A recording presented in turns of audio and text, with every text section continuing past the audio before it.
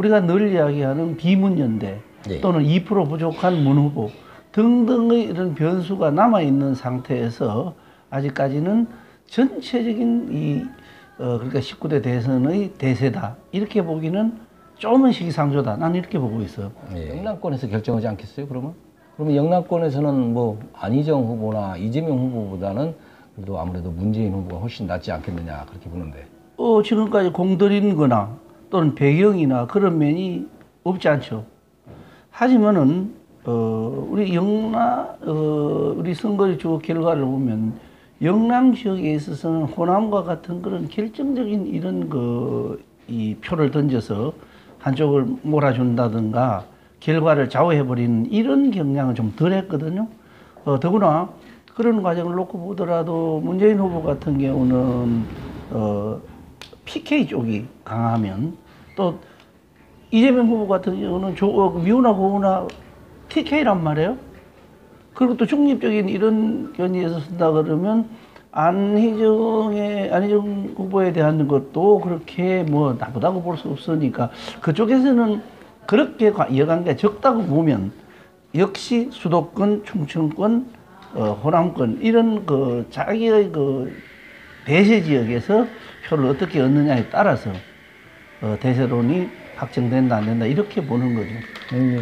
저는 그래서 이번 민주당의 경선이 결국은 문재인 후보의 대통령 당선 가능성을 어느 정도 보여주지 않겠느냐 저는 그렇게 보는데 후보의 대세로는 뭐 반대 측에서는 뭐 35%를 못 넘기 때문에 그건 그럴 일이 없다고 굉장히 폄하해서 평가하는 것도 없지 않아 있는데 그것은 제가 봤을 때는 결코 신빙성이 없다고 보는데 그럼 우리 박 박사님 말씀 그건 다른 건가요? 선거라는 것은 그야말로 우리가 늘 이야기하지만 정치란 생물이라고까지 이야기하는 이유 중 하나가 그런 특히 선거 과정에서는 예측할 수 없다는 이런 변수들 때문에 그렇게 되는데 지금 우리 선거 현상에 있어서는 비록 이렇게 돌발적인 상황으로서 선거가 치러지긴 하지만은 어느 정도 예측할 수 있는 변수가 저는 있다고 봐요. 그게 뭔고 하니 대세로는 지금까지 기록상으로라든가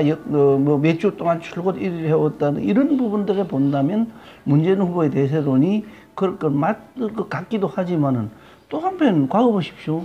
이해창 후보는 46%를 지속적으로 유지해오는 이런 40%대도 해오던 과정에서도 새로운 변수에 의해서 소위 말하는 실패한 이런 경험도 있잖아요. 다시 말해서 아까 이야기해서 아직도 비문연대라든가 보수 단일화라든가 또는 제3시대와의 어떤 짝짓기라든가 이런 부분은 비록 기간이 짧다고 하더라도 파급 효과가 큰 부분이 남아있기 때문에 역시 물론 확률상으로는 적습니다만은 대세론이다 이렇게 확언하기는 나는 어렵다. 나는 이렇게 봐요.